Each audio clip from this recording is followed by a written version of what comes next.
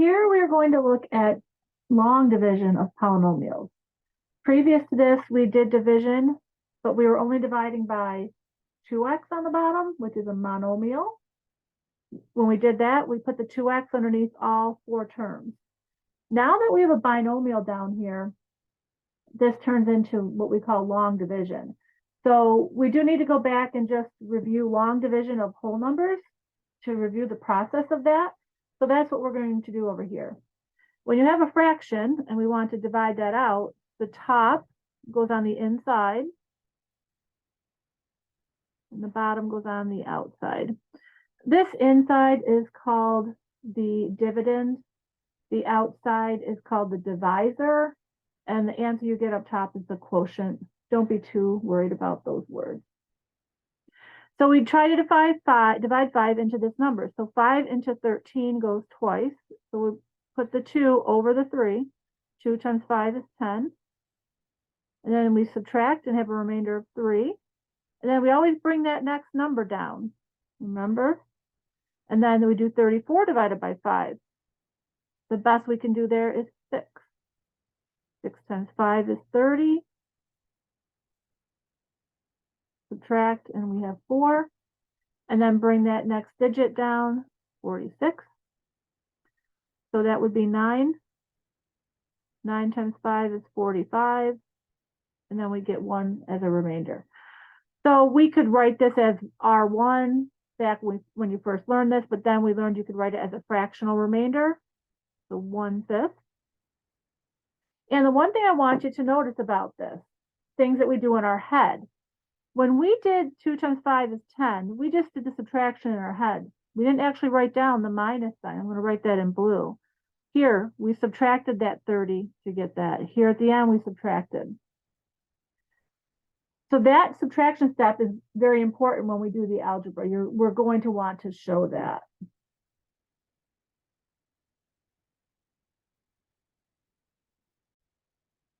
So let's go back to the algebra problem. We're going to start by putting the top, which is a numerator, on the inside of the long division symbol.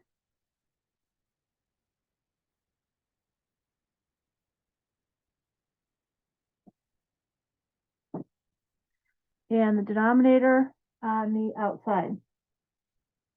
And the way we start these is we do our division right here. 4x to the third divided by 2x. The easiest way to look at these is what do I need up here? So when I multiply by 2x, I'll get 4x to the third. And so we're trying to divide 4x to the third divided by 2x. And you can go to the side and divide that out.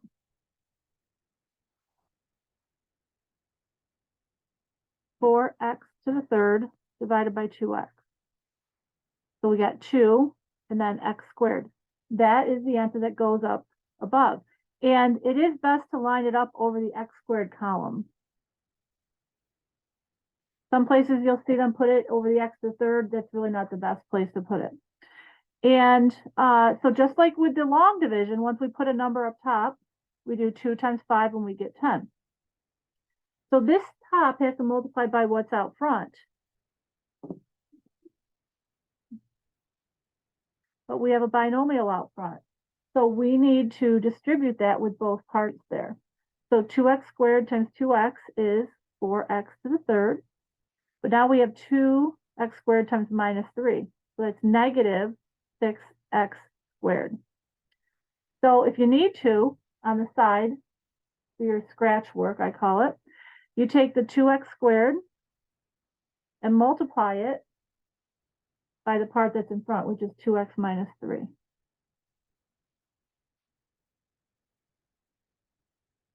So we distribute that. So it's the 4x to the third minus 6x squared. And this is what you are bringing down below here. So this is the next part that is quite important. With the whole numbers, I mentioned that subtraction. We have to subtract this from the part above. So we're putting a minus sign out here. I'm doing that in red. And you have to subtract that entire binomial. What that means is 4x to the third minus 4x to the third. Those are dropping out. You can draw a line through those if you want. But this is -8 minus -6. which is going to be a negative 2x squared. Okay? So notice you're not doing minus 8, minus 6, and getting negative 14.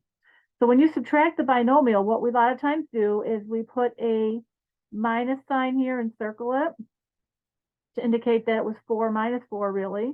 And then this, when we distribute the negative here, becomes a positive 6, and then circle that. So you can see you're actually doing negative 8 plus 6. And after you do your subtraction, you bring down the next piece, which is plus 11x. And you repeat the process. So now we were taking minus 2x squared divided by 2x. So what do you need up top? When you multiply it by 2x, you'll get this.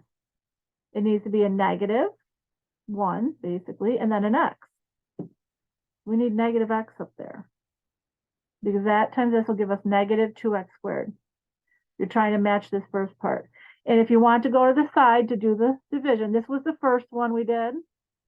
The second one was the minus 2x squared divided by that front part again, the 2x. So that's where the negative 2 divided by 2 is a negative, and then we have a single x left.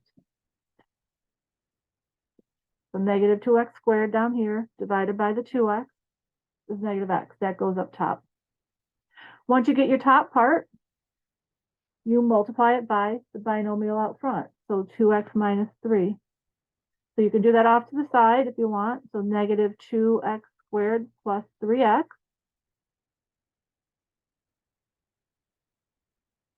Or you can just do it here. Negative x times 2x is negative 2x squared. Negative x times negative 3 is positive 3x. And then remember the subtraction steps. So we're subtracting this binomial. So this distributes here, makes us become a positive 2, which is why the minus 2 plus 2 drop out.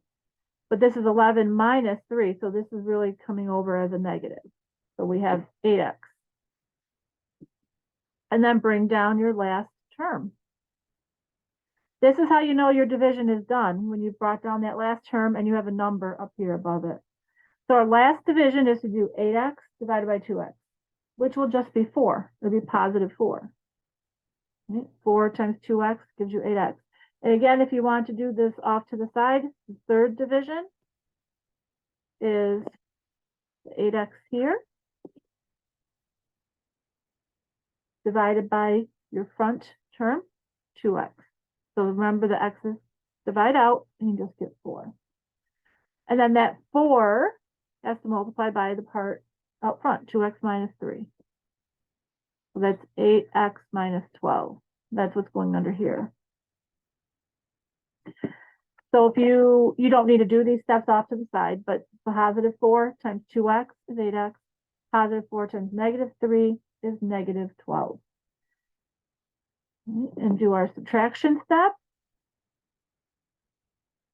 So 8x minus 8x is gone, but this is negative 9 minus negative 12. So it really becomes a plus 12, which means we get 9 minus 9 plus 12, we get 3. So this is our remainder. And we are going to write that as a fractional remainder. So we come up here and we just put a plus sign and put 3 over. That side is not going up there. Right here. Plus 3 over 2x minus 3. If we ended up with a negative remainder, we would just put a minus sign right out front here instead. You could check this and make sure you're right by taking this trinomial, multiplying it by the binomial out here, and then when you're done, add 3, because you had a remainder of 3, add 3, and you should get your inside part here. The other thing you want to look for on these is that this went x to the third, x to the second, x, and a constant. There were no terms missing in there. On the second video, if I have you watch it, there will be a problem with a term that's missing. And you can see your answer goes down 1 power at a time. You had x squared, x, and then a constant.